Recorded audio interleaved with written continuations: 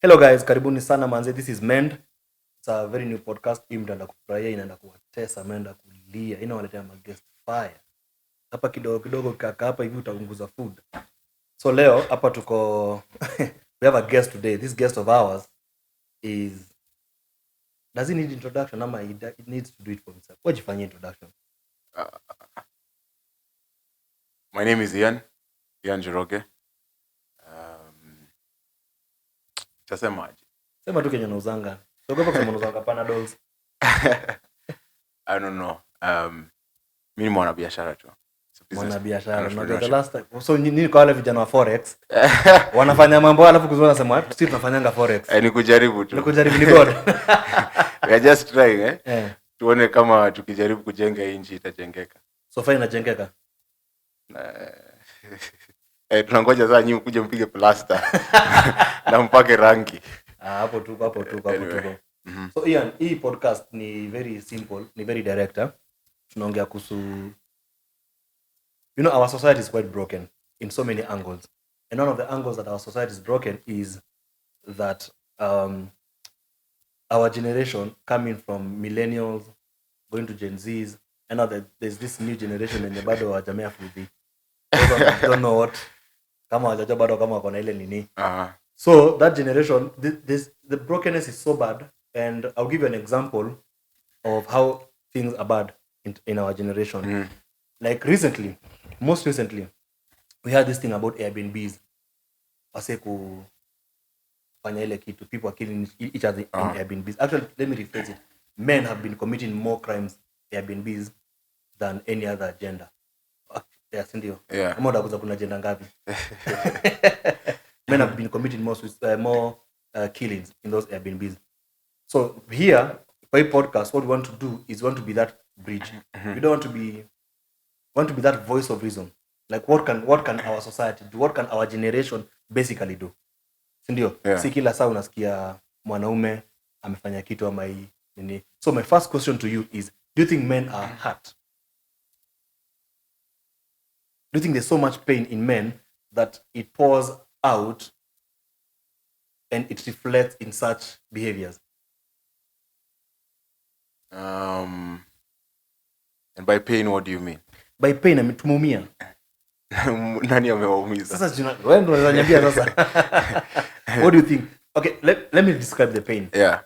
This pain can be indifferent, and maybe I should also mention that we are not only talking about intimate relationships. We're also talking about parental relationships, work relationships, all those. And sometimes someone might be coming from a very painful background. A man where probably he's either been raised by a single dad or a single mom, and some things in their lives or some things he sees while growing up affect how he shapes his mind, shapes his thinking, and how he operates. So do you think that's the description of pain? Do you think we are hurt? Yeah, but I wouldn't say it's necessarily due to what we've gone through, but our interpretation of the same. Yeah, I wouldn't say it's necessarily the situation, but how you handle the situation that has resulted in all the chaos. Okay. Yeah. How do we look at it? I feel like one of the biggest challenges is the assumption that whatever you're going through, you're probably the only one who's gone through it. Okay. Yeah, so it's like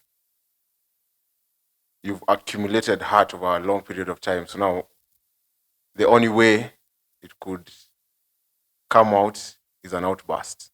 So then that's when you find extreme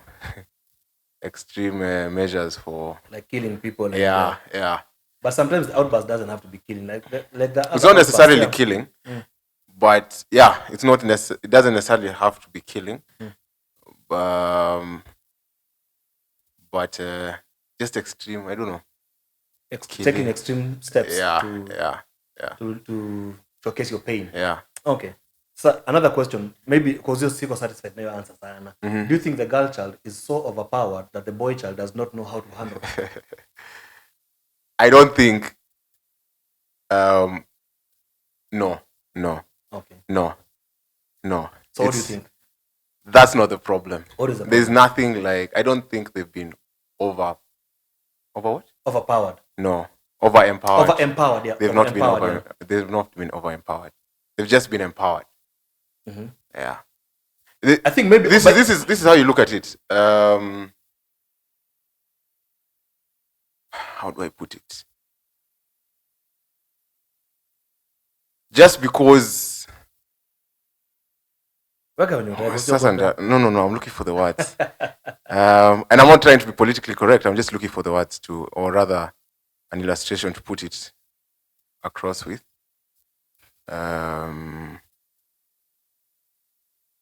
Giving someone capacity doesn't have to be at the expense of the other. You get my point? It can be at the expense of the other. It can be. Yeah, like okay. You're two siblings in your house, yeah? Mm-hmm. For example. Okay, you're 4 siblings. Yeah, we're 4 boys. Let's use an example of 2. You're 2 siblings in your house, yeah? One is the one mwenye anashinanga akiambiwa if the dad wants to transact money in the bank, anatuma huyo. If the dad is not available for a business meeting, huyo ndio anatumwa. Of course, the other one will be affected psychologically, emotionally, they're going to be affected. They're going to feel like wako tangwaje. What is it called? They're going to start feeling inferior. And they feel inferior. The other one, if he's not okay, or if he has friends, around his circle, when they're making him see the other brother like very inferior, it becomes a problem. And to be blunt, what I'm saying is, women have not been over-empowered, in my opinion. Yeah, they've been empowered. Yeah. But now there are people outside the circle or inside the circle that say things into them. Like they feed them with information. And an example is, you don't need a man to survive. I feel like okay. That's one example. You don't need a man to survive. Or unaweza lea mtoto peke yako. All those is very correct. You can do. Women don't need men. No. We need each other. Sorry. Like in that, they don't need men. Sindio? They probably can lea watoto peke yao. But don't you think that is the source of breaking the society? Because if I and my woman fight and other women are telling her, but I don't need a man. You can do this by yourself. Don't you think we're creating a society that it's a bit broken kidogo? Because for me, the best way would be to try and find a solution of coexisting. But now, one gender is getting more information about not coexisting than the other. I feel like the motivation behind empowering the girl child was for us to be able to coexist more harmoniously. Exactly. If you look at before the empowerment, there's a lot of things girls or the girl child didn't necessarily have access to. The boy child has really been privileged over the centuries. From first priority, you're taken more seriously as a guy as opposed to a babe, even in the working space. Expound. No, like just generally. Okay, what do you mean by a man? People would typically feel a guy has more capacity to get the job done as opposed to a babe. Okay. Guys are judged off their competence. And women are judged off their what? Okay, I get you. You want to say women are judged out of their looks. Fast. Yeah, that's definitely true. Because I mean, unfortunately, you've had cases in the corporate world where women are being mishandled, but you never hear the cases of men being mishandled in the office by women. They're kidogo rare. They're there, but they're rare. Yeah. But women, the cases are so many. Unasikia dem anakuja anakuambia, by the way, Mrs. Jiski kwenda kwa ofisi. Kwa nini? Boss wangu anataka kuniambia hivi. Boss wangu wants me. He wants to take me out. He's always asking me for dinner dates. He's always asking me to go to his house. Well, I think is that so we can say, because biblically, and when you look at the way God intended the society to be, the man is the head. Yeah. And as they say, the rot starts from the head. So do you think the rot has started with the man? First of all, back to the other statement you talked about, like hiyo aspect ya kuchochana. Ni kama that whole aspect of ule mtu anakuja, well, I wasn't in boarding school, but nasikianga mtu anakuja anawachocha tuende strike. I feel like that's the same analogy you'd put when someone comes and tells you. Personally. I feel like that's the same analogy that comes across with someone telling a babe, yo, you don't need a man, or you can do this shit on your own. I feel like there's no one who can do anything on their own. True. Even as guys, I really feel like even success or the success of any human being is a cumulative result of himself, of course, and his effort, but also everything and everyone around them. Assuming for this podcast, for example, there's the guy who's cleaned up here. Yeah. Like the basic things. There's a guard at the gate, you know. Yeah. There's the attendant who fueled the car. There's a person. I mean, yeah, kama umetembea, for example. Tumepanguzwa viatu. Futsubishi, Subaru, you know. There's the guys who are shooting. Yeah. So, I mean, no one can really say they could do this life thing on their own. So, with regards to that alone, it's stupid, for lack of a better word. I think I agree. Yeah. It's a matter of existing together. It's a matter of living harmoniously. But aone ni kama saa zingine mambo yanaumizwa. Mimi najaribu kutetea vijana. Unajua vijana kwanza, especially now if you look at the Gen Zs. I think they're in a very delicate space. The generation, like the boy child in the Gen Z, that current generation, is in a very delicate space because you're dealing with kids that their mothers are probably millennials. And the millennials wameambiwa vitu mingi. Unajua hapo ndio watu wa sitasema hizo organizations, but hizo organizations wa mama wengi na ma millennials. Tapata inaranwa na ma millennials. And there are so many bitter mothers in the millennial side. Because kuna wale wenye mimba ilirukwa, kuna wale wenye walifanya mambo yao daddy ni nani. Like there's so many things that transpire in the millennial sector. And now the millennials are now raising Gen Z. So do you think that the bitterness has been passed on? Do you think like a mother, a single mother who really hates, the baby daddy, do you think he will pour hate to the kid about the baby daddy? Of course, it's being passed on subconsciously. A kid doesn't necessarily learn from what you tell them. They learn from what they see. Yeah. They learn from the environment. So, yeah.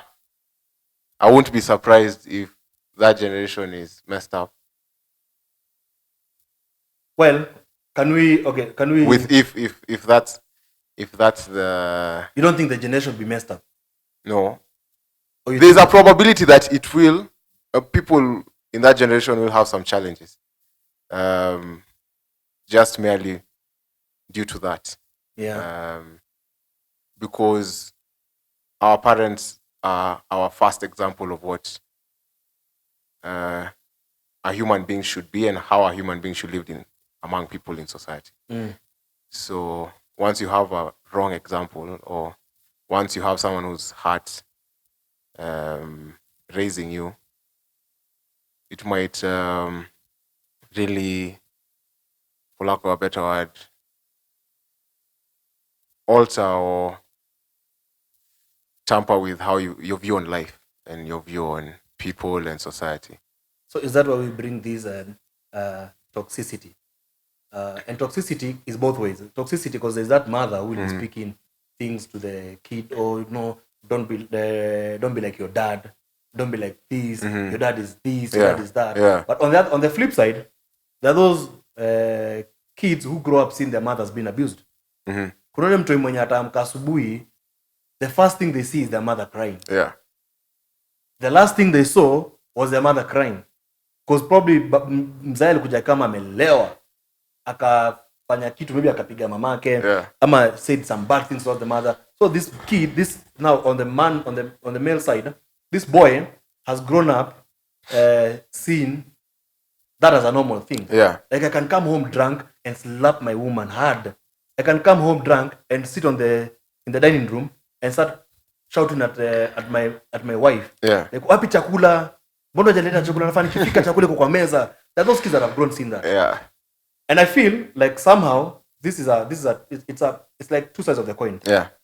And I think like the pain, and this is a very controversial statement, I think, the pain that women go through is mostly caused by the men.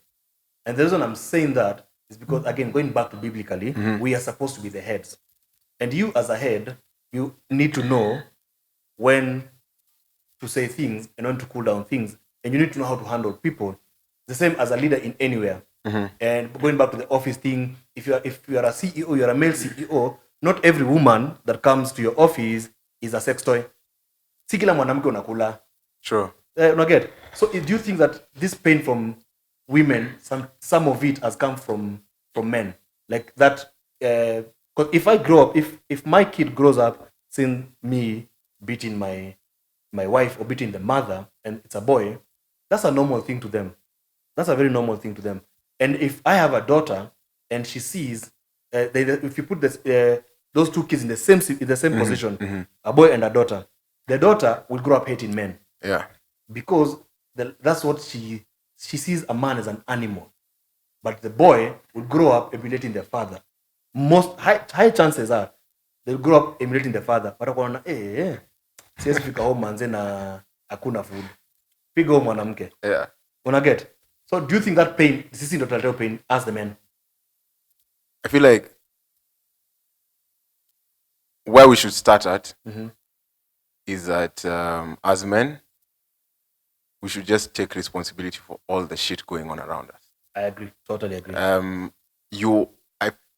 There's somewhere I read, you actually only become a man once you have responsibility.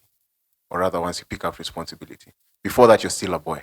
So with that in mind, all the messed up stuff going on in society is a result of men's actions or inactions. You're not dealing with things as a man. And that's how now we end up dealing with also hurt ladies, hurt children, because the guy didn't play his role. He didn't pick up his mantle and, deal with problems. Yeah, you didn't deal with you didn't get your job done. Or you didn't even do your work as it was meant to be done. So in short, some men run away from responsibility. Yeah. Kama kuruka mimba. Usheruka mimba? No, of course not. Not. No. Not yet. Tukisema waandike hapo kwa comment uko sure no, I don't think so. But I agree, because unajua kuna responsibility. Na responsibility si mimba peke yake. Responsibility in so many other things. Like unajua those basic courtesy things that men should always be doing. Like those things that are not to some men they look like you're weak.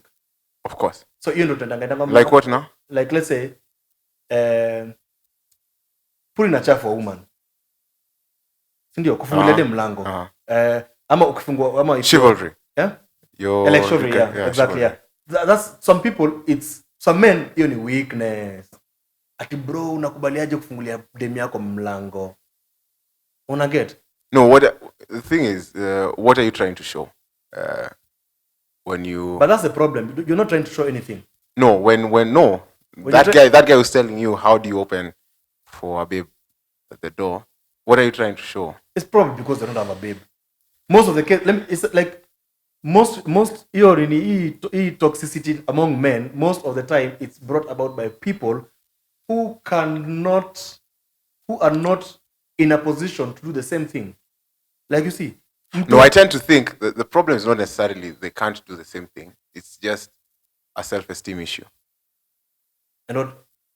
No, is it When you're less trying so interesting? hard to prove you're that guy, you really know that guy. But bado hatujajibu swali, unajua tumeskip bado. But we've not answered that question. What If question we are part was- of the pain. We are. No, we are not part of the pain. We are the pain. We are the pain. Yeah, we're not part of Damn. the pain. We are the pain. Yeah. We are the What? problem. The nini lies with us. What is it called? Yeah, I'm forgetting that word. But it lies with us. At the end of the day, it's We are the the pain. guy's fault. So men should shape up. In Yeah. short, wanasema tu wanaume wakae Yeah. wa shape up. Yeah. And do you think what is the biggest downfall for a man? Not downfall in the sense that ati you ulikuwa umemake it umeenda chini, like downfall in terms of responsibility wise. Like what, talking about that pain, and like we are the pain. What do you think leads men to be the pain? Why do you think we are cause of the pain? Lacking a sense of purpose. I No, feel. is it a sense of purpose, or can we backtrack it to parenthood? Can it be backdated to parenthood? But you see, Is it we can only blame our parents. Hey. Yeah, okay,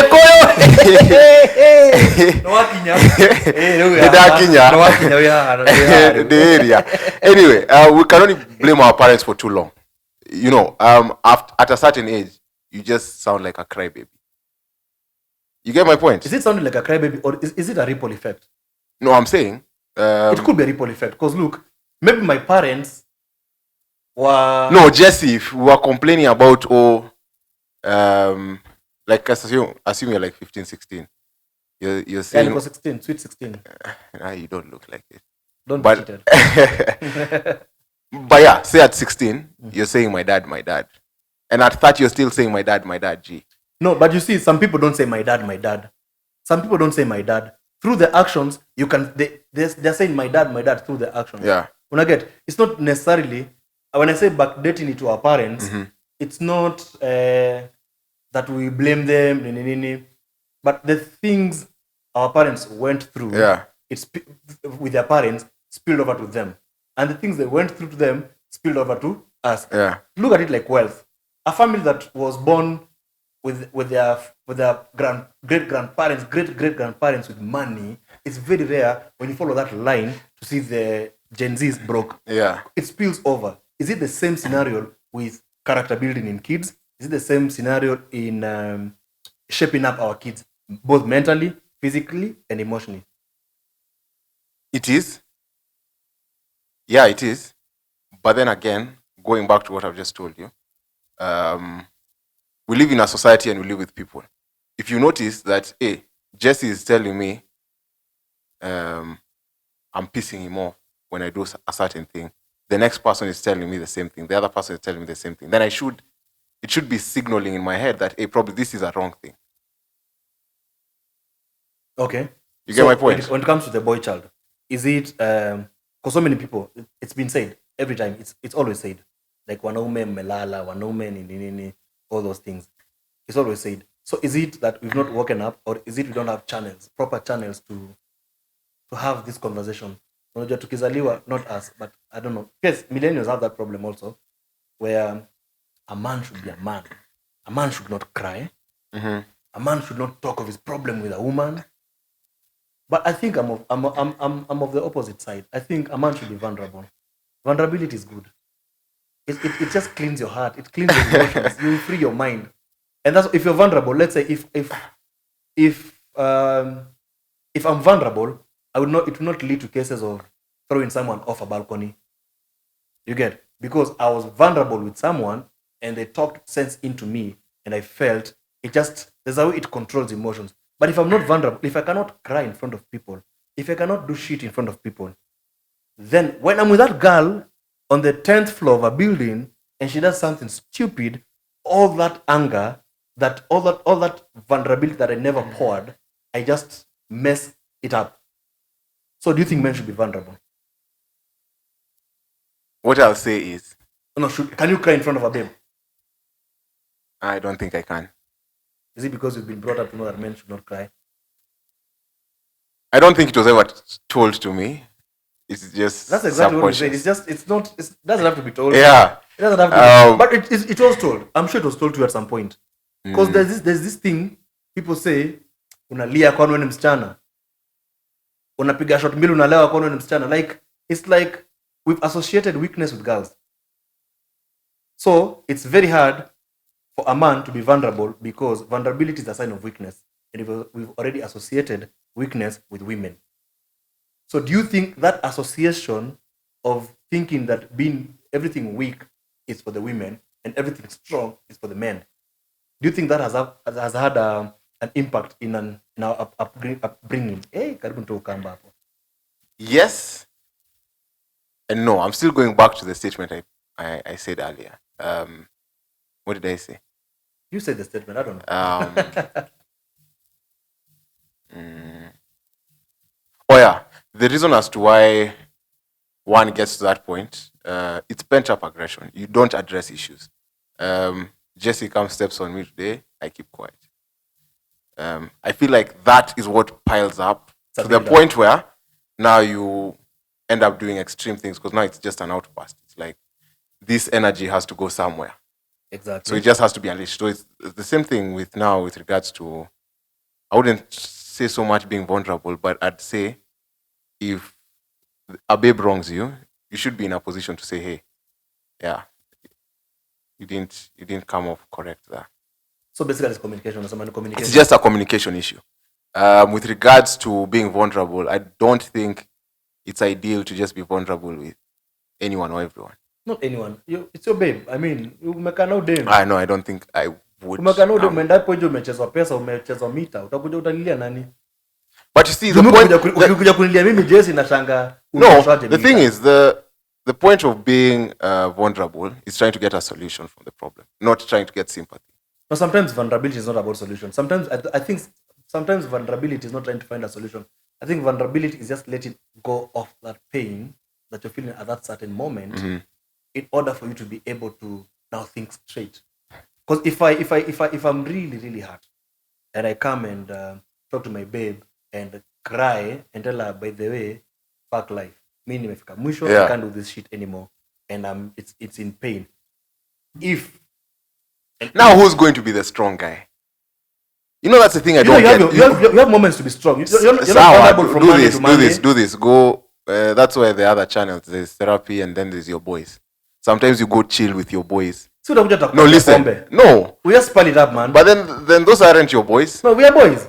But this is the thing. When we come, we discuss an issue. Chances are Jesse has gone through it or something similar. Chances are guys won't even... it won't be that deep for guys. Chances are we'll laugh about it. We'll make it so light.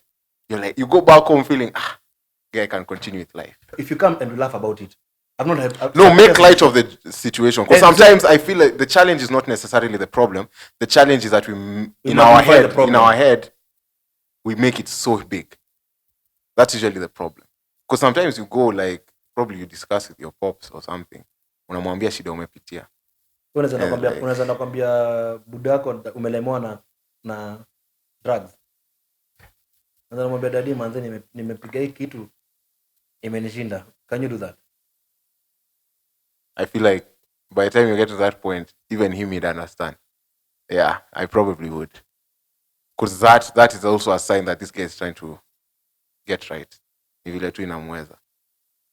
So you're looking for a helping hand. So do you think the older generation... And you see now, like that situation, you're going to the right person because this guy can actually offer a solution. He's not gonna, oh walai, you're feeling that way. You get my point? The ideal way of addressing is to try to get a solution out of the problem, not necessarily, okay, fine, I've gotten vulnerable with someone, alafu. But no, babes will always find a way to bring you back on your feet. They'll always find a way. Especially if that's someone... I'm not saying they won't. I'm not saying they won't, but I'm just saying... I'm not saying you just be vulnerable to any random babe. Yeah. To be vulnerable to that one babe that unajua, if I go home and cry to this girl, itatoka nje, ataenda kwa magirls wake, Hey, jana Ian amekaa amelia. Magazo wake ndo ambie maboy wake. Maboy wake waenda ambie mabeshte zao. Unaanga kale kajamaa kanalianga kaulia. Nikadem kaulia sana. You see? Do we I think also another thing is probably also a product of our environment. Now, my answers are based off of my environment. You see? So that's why probably I might have an issue, say, being vulnerable. I tend to figure out the solution to my problem. Alafu nikuje na kuambia ka story. Hey, by the way, this thing happened. But that's different because there are men that are like that. Yeah. Kuna wale wanaume wenye you'll be beat down, go lock yourself somewhere for a few hours or a few days, come out of it with solutions and the way to go.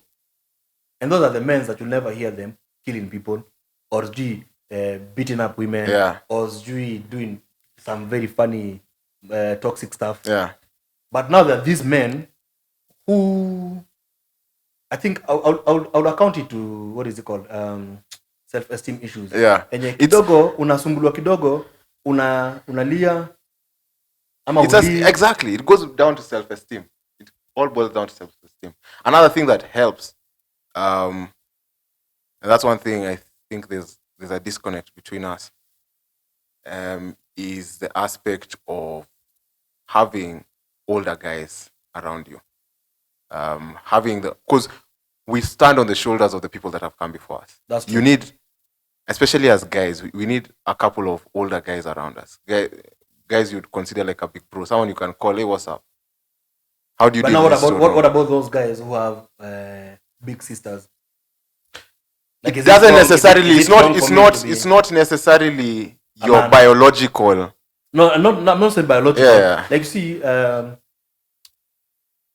probably there's that one older female that you they definitely. They also have their that have wisdom. They have their wisdom. Yeah, so they have their wisdom. Probably there are women out there, older women that have more wisdom than our older friends. They have their wisdom. Yeah. So is it wrong for a guy to go to that older woman? No. So the point is, you just have to find a channel to communicate. Find a channel to communicate and get effective advice. What do you think brings this masculine toxicity? What's toxic about masculinity? No, there are things that are toxic. Like what now? Kama nini sasa? I'm trying to think of an example. Hebu nipe an example ya masculine toxicity. Toxicity. Example ya masculine toxicity ni gani? Kama hiyo chauvinery. Hey, bro. Chivalry. Yeah, chivalry, not chivalry. Wow. Chauvinist. Nimeshove nini? How am I shoving? Yeah. Chivalry. It's just that whole aspect. It starts from that point of, things you were taught from when you were a kid. You shouldn't beat a girl. Why we really taught that as kids? So you guys never had that story? No, I'm just playing the devil's advocate here. Were we taught that as kids? Growing up, you didn't see kids in school beating up girls. That's like when you're in primary, unatoka mseka amekimza kadem, amempiga opondo. Like just those games when you have to stay with your fingers crossed. But see now, some group of schools. Sisi watu wa public, those things when you cross vidole. Cross vidole unapata mtu amekusugua hapa hivi ingine proper. But see now those were games, and if someone older found you guys doing such a thing, they would hold you to account somehow. And do those games contribute to what becomes of a man? I don't think they were that deep. No, they were not that deep, but subconsciously. They're not deep. Of course, it's a game. It's a game. Yeah. But subconsciously, do you think it's doing something to the boy child? We always know what's right and wrong. Subconsciously. There's no one who has ever told you not to steal. But you just know stealing is bad. There's no one who has ever told you not to kill. When we steal, we used to be beaten. Your mama kuja kwa nyumba pata tumechukua ka 50 But even before your mom beat you up, something in you knew that was wrong. It's because if someone because at some point there's a thrill with stupidity. It's because umeambiwa when you're growing up, your parents tell you don't. But there's also a part of us that knows when we are doing the wrong thing. It's not necessarily, and it might that's what I'm saying. That part has been instilled. We were not born with it. We were born with it. I don't think we're born with it. Because there are some things that you may, because Some of being of a us child, shaped. because of being a child, they may not have been within your scope of reasoning. But there are things when you grow up, how comes unasikia sifai kufanya hivyo? Ni kwa sababu umeambiwa. Sifai kufanya hivyo. Kwa sababu madhako alikuwa, kwa sababu unyo kidogo kidogo uko chini when you're little, if you take I something, feel like it's the same thing inakuambianga, ai usipitie njia, kidogo unapata jam. so unaongea kuhusu jam, yeye mtu ana drive. Wewe si mtoto. Tunaongea kuhusu watoto. As in, like, there's also that part of us that knows. So unasema kuna gut feeling. There's always that inherent part of us that knows, hey, this is wrong, this is right. So there are things, that's the same thing. That's the same thing that tells us, as guys, hey, boss, a babe shouldn't be the one sorting that bill. You may not have been told, but how comes from as early as when you're in primary? Okay, let me not say you may never have done that, but apparently you'd find the guy is the one who wants to buy a babe chocolate on Valentine's. See, it's because A guy is the one who, and his mom never told him, or his pops never told him that guys are the ones who are supposed to do that. again, it comes back to sin. It's what the kids It's see. natural. Because It's very subconscious. when you growing up, you see your dad anakuja home, yeye anakuja amebeba machakula, yeye anakuja ameleta shopping. So in your head, But it's wired. I feel like it's also wired in our DNA. It's wired in our DNA, Yeah. but it's also shaped. It's there in our DNA, but it's shaped for us to be the providers. Yeah. So I don't think hiyo ni kitu. Which is a very okay And position. Going back again, it's the same thing that nafanyanga watu wapigane, watu wafanye crazy stuff, because subconsciously the things that just shape your thinking subconsciously. But you see, it goes again to that whole concept I was telling you. It's okay when you're 15, 16, saying that that's how you deal with issues. But when you grow up, bro, you'll notice even society doesn't want to deal with you anymore. You'll have to address your problems. And you'll have to figure out a way to address your problems. And how I address my problems might not necessarily be the same way Jesse addresses. Definitely, yeah. That's the thing. So there's no one formula to this thing. And what is the solution? What is the solution? What might work for me might not necessarily work for Jesse. Jesse is talking about being vulnerable with his babe. I don't know whether that might work for me. Yeah, true. You get my point? Yeah. But just find a way to make it work. Okay. Because you live in a society, and there's a way society operates. And if you don't operate within the parameters that have been put in place, there's a rule in 12 Rules for Life by Jordan Peterson, and he states, and I'm going to paraphrase, assume,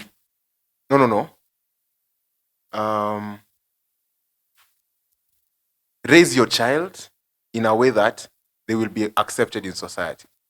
There's a thing about black sheep for society. Yeah, you don't want to eventually. Yes, we have those kids, yeah. But what I'm trying to say is, you don't want to be the black sheep of society. You get my point? You can. It's so easy to say that I'm acting like this because that's how the environment was when I was a kid. It's so easy because you don't have to figure out a solution to that problem. Yeah. But what the ripple effect is that no one also wants to be with you. True, you can't keep friends. You can't keep a relationship. You don't know how to address issues. Equally, so many opportunities and life generally. Utakuwa unajiona, utakuwa unasema everyone hates me and stuff like that. But it's not everyone that hates you. Wanna hate tabia zako. Yeah, true. Tabia zako ndio shida. But now what do we do to those black sheep? Because I remember grow up, kuna wale watu walikuwa wanaambiwa, na usikue kama nani. Usikae na nani, ukikana huyu so and so utaribika. Ukikana, what do we do to those kids? There are two ways people would change. I can't change. How would you advise? Let me rephrase, and you can actually use that camera to advise the kids. How would you advise that person that is broken a point like he's a black sheep of the society, and not necessarily because he's toxic or he does some things, he feels rejected in all kind of ways. How do you help such a person to be strong again, to pick up themselves and keep moving? That's your camera. I'd say it's to face it. Sometimes you just can't run away from your problems. You just have to deal with it. Address it. Go through that hell. Because that's the only way out. you'll keep running. How do I address a situation if everywhere I go I'm getting a no? If I'm trying to make friends, the friends seem to just disappear. If I'm trying to apply for jobs, they don't seem to be coming through. If I try to just fit in any social circle, it doesn't seem to be working. It always seems like I'm forcing myself in everything in life. And I feel like such people are the people that get so depressed and end up taking their own lives. And there are people probably that are watching this and are on that brink. So what would you tell them? You see, the thing is, you don't get rid of a bad habit by trying to get rid of the bad habit. You get rid of a bad habit by creating a new good habit. And you start one day at a time. It's that whole concept of, okay, what can I do right now to make my life a little bit better? What do I know is good that I can start with to make my life a little bit better? It just starts there. It's like when we're having that conversation with you, when was it? Was it yesterday or Friday? Wednesday. Friday. Wednesday, I think. When we went to home. Thursday? No, today is Sunday. When we went to home, it was Friday. Friday, yeah. Friday. I don't exactly know the exact figures, but there's a place I saw, due to the power of compounding, if you just improved by 1% a day, over a year, you'd have done 46.8% of improvement. Yeah. It's going to be obvious to yourself and to society around you that they want to be with you. True, I agree. So what do we do? It starts with the simple things. One thing is probably start taking care of your health. Mm-hmm. Eat right, work out. Hapo kwa workout kidogo, some of us not eliminate. Bro, I was probably fat all my life until 2020. 2019, 2020. How many kgs were you weighing? At my heaviest, I was 136, and my waist was a 42. 136, that's everyone in this room. Were you ever made fun of at some point? Of course. Growing up as a kid. Because now that's a good point you're bringing, because the people probably, it might not necessarily be fat. It might be a stammerer. It might be I have a lazy eye. It might be I have a very bad hairline. It might be I have a bad skin. Yeah. How do you get out of that? If you're the joke of the school or the hood? How personal experience? How did personal experience? Yeah, let me talk about personal experience. Yeah. So for me, I kind of became comfortable with it. So yes, it was affecting me. First step is accepting. Yeah. First step is accepting. Hey boss, mimi unakubali mimi sura yangu ni mbaya. Mimi ni mnono, mimi najua. Okay. Acceptance. So it was that because I was actually born on average almost 4 kgs also. So I was never the small kid. I was always the fat kid. Yeah. So it's just accepting, hey boss, me hii ni mimi. In fact, when I started cutting the weight, it wasn't conscious. It wasn't intentional. I'm working on cutting weight. Nah, I was just like, okay, fine. I came across intermittent fasting. I was like, let me try this thing. Let me see what's the worst that could happen. And I couldn't notice, I didn't notice myself. I just noticed clothes are becoming a bit smaller. So I was like, okay, fine. After I did that for a while, I was like, let me actually be intentional and start working out. So I went to the gym.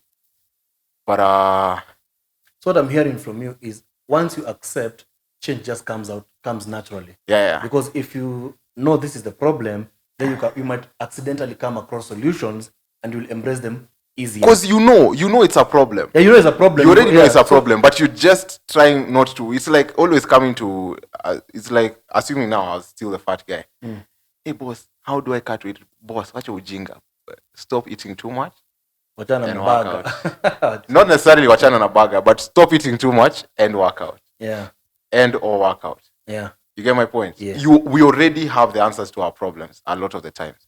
But the reason as to why I keep asking you and you is just I'm trying to see whether you get this gather simple idea of how to do it. You just actually have to deal with the problem.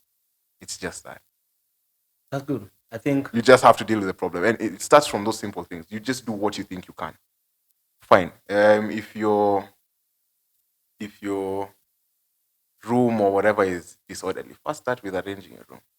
anza na kutandika kitanda kwanza. Tengeneza kitanda, Umesikia make your Shalome? room. You know, see how that makes you feel. Actually get stuff done. You know, those things you said you'd do, get them done. Find out how you feel after that. Find out how everyone else around you thinks about you or feels about you after that is done. So is it the same, applying the same rules or the same way the way you've explained it? Is it the same way when it comes to our relationship with girls? Oh yeah, trust me. Like just one change. It's that whole concept if I've of grown up hating women, I just need to start by loving one. First start with loving like intimate. First start with loving yourself. So if you have hate, kuna vitu you won't do. That's a deep point umesema. I'm thinking, if I hate women, that means chances are it's because you hate yourself. It's because I have. The reason you treat people like shit is because you're shit. It's because you're full of shit. You can only give what you have. You pour what you have. You pour out of the abundance of what you have. Yeah, if you're a good guy, you're a good guy. Umenita mjinga jumupo au tujinga. I'm only fiat. You know. But it's that whole concept of if you find everyone else around you is being affected by it, it's because you're the problem. Yeah. You're the common factor. Everyone else is changing. So okay, change. If I love myself, then it will be easier for me to start loving. Because once you love yourself, there's things I can't do. Kuna vitu siwezi fanya. Juu najipenda because you know also your reputation is at stake. Yeah. Alafu kuna bado I feel like things like ego aren't necessarily a bad thing. Pride and ego aren't necessarily a bad thing because with pride and ego, you know, kuna vitu siwezi. There are things when boss kiburi yangu haiwezi nikubalisha nipige dem aje. You get aje. Afadhali nitoke nikimbie Limuru nipige nduru katikati ya majani chai. Vice versa. Dem slap. Na kiburi yako inakwambia unapigwa aje na dem and then you fight back. Don't you don't you think that's how most of this because honestly speaking, I think sometimes someone is triggered. Okay, mi ujiuliza sometimes. Wewe hata yeye kabla afike mahali ameona anaweza kupiga kofi. Wewe umejibeba aje? Unajua kuna sasa chances are so you're still the problem. You've not addressed issues. Amekuwa kikupokpok and you've never mentioned anakuchokoza. So anaona hii jamaa naweza irarua kofi. Anakuweka moja. Anakuweka moja sana. Mimi nishapigwa na dem kwa high school. Aliniona bar ilikuwa funky. Yeah. But it's because you don't respect yourself. No, okay, maybe kwa sababu alikuja akaniambia na I'm not taking a friend seriously in high school. Where she was from a girls' school. Oh, scared. Player. You're hurting my friend. I don't want you near my friend. Kasema, hey. Nilichekelewa, bro. You're funky kuangalia. But you see, now, depending, of course, what did you do after that? No, at that time, I think... But I think what you're saying is true because her slapping me at that point is because you would have decided I didn't to respect react myself enough to know how to treat her friend. Because if I treated her friend better, she would never have slapped me. Precisely. So at the end of the day, it just comes back to me. Exactly. I get it. And then the other concept of there are two scenarios when something happens. You either respond or you react. When you react, you don't think. When you respond, you think. When you respond, you actually sit back and you're like, hey, boss, what are the effects of me clapping back? You know? Yeah. Well, that's a very good conversation. I mean, guys, we may have a very good conversation. Thank you, Ian, for coming. Thank you. It was a very beautiful conversation. It was a very... part 2. Definitely. I'd be honored to be on your show, yeah. That was a very good conversation. Conversation. So guys, thank you for tuning in. Karibuni sana for the next episode. The next guest probably mtampenda, I don't know. Let's see. But Ian, thank you so much. That was a very healthy conversation. There's so many. I think even for me, it's a healing process. Not healing. It's like it's bouncing back. Like, you know, when you're talking, you just realize, oh yeah, but there's some things about me I can change. So I feel that's a very there's and always that's life. something can change. That's how everyone should take life.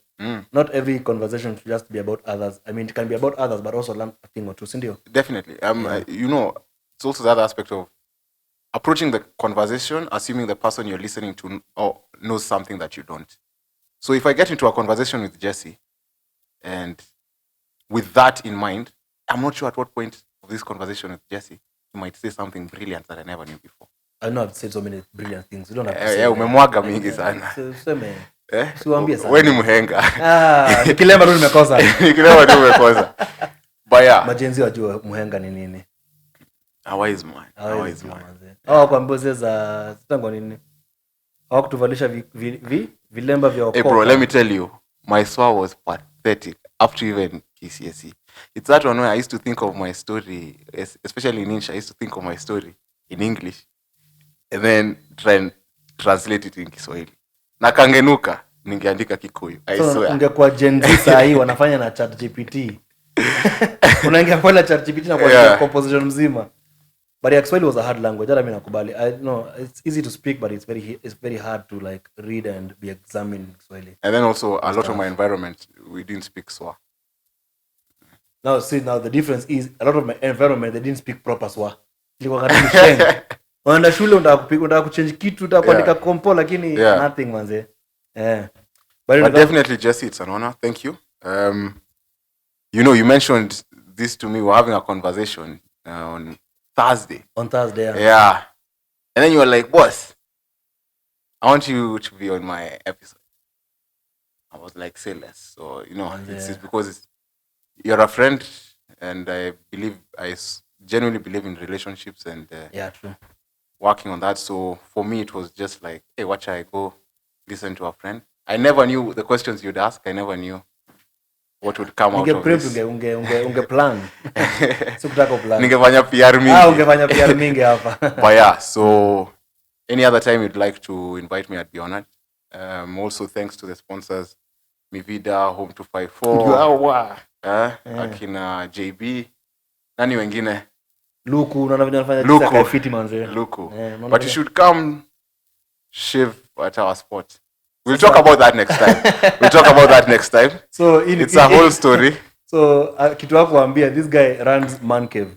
If you go to Nairobi Street Kitchen, that man cave is the man cave ni yake. Najua probably uko nje mnaweza sikia stories zingine, but anyway, man cave ni yake, ndio akona copy, ndio itakuwa just copyright. Yeah, we have the IP, we have the trademark. The trademark ni yao ni nini? Yeah, so we have the trademark, the structures. We have another location at Kitengela. We have another location coming up soon. Na kuna ile nyinyi mnanifungulia yangu ya hapa ni nini?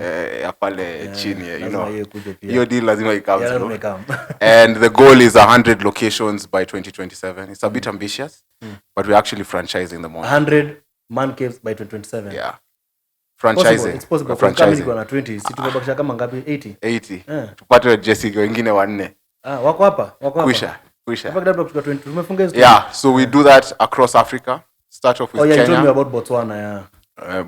There's some conversations in Botswana. There's some conversations in South Sudan. There's some conversations in Ethiopia. Okay, nisichome. Hapo kidogo niulize. Okay. But yeah, the goal is just to create a space for men and create value for men. And this podcast and this conversation is also men focused, geared in that direction. So that's why I was also incentivized to come. Let me give you a challenge. How many men here look like they need shades? I'm going to give you 2 challenges. All of them. The number 1 challenge, I'm going to... You're a friend of JB. You know JB. You know him. Well, I will say we've met. We've not really interacted much. But forget about JB. But we'll work on that. Home 254. Yeah. It's a fantastic brand. Utanunua merchandise hii wiki. Sawa. I shall. In fact, there was a time, I'll be very honest. The first time I actively interacted with Home, so I went down to the warehouse. Wakanipatia bei. That time I was still trying, Kidogo mfuko ilikuwa imetoboka. Ama I was kidogo finyaing my shilling. Akaniambia bei. I think it's there's this guy called, I think Karaoke or something. I'm forgetting the name. but one of his guys also. I met him, but one of his guys wakaenda wakanipima, akanipatia quote. Mimi nilidhani juu ya urefu. The material. But yeah, they deliver quality. It's quality stuff. Because ebushika. It's quality stuff. Sana nunua kama size yako. Mbaya. Alafu si moja. Zikwe. Unanunua ngapi? Kadhaa. I'll start with one, but I need a set, full set. You start with a full set? No, I'll start with one, but I need like a range. Sawa. Nitakuhook up na namba saa hii kabla uende. Yeah. Alafu the second and then again, these guys wanyolewe. Definitely. Wapatie vouchers a man cave at least waone. Definitely. Sawa. And then again, one other and most important reason to buy home product, it's ours. Ni ya nyumbani. Tuko home. Hata hiyo slogan hebu hiyo nafanya tuko home. Ni copyright ndio sana nichukua IP kabla uruke nayo. JV hapa kunilipa hapo. Tuko home. I mean it's Kenyan, buy Kenya, build Kenya. So true. We should really support our own. Yeah, it might be a bit expensive, but see, we are buying things expensively from outside also. So that's true. Yeah. Anyway, asanteni sana. Thank you. See you in the next episode. Na hiyo ingine acha nika change. Aicha.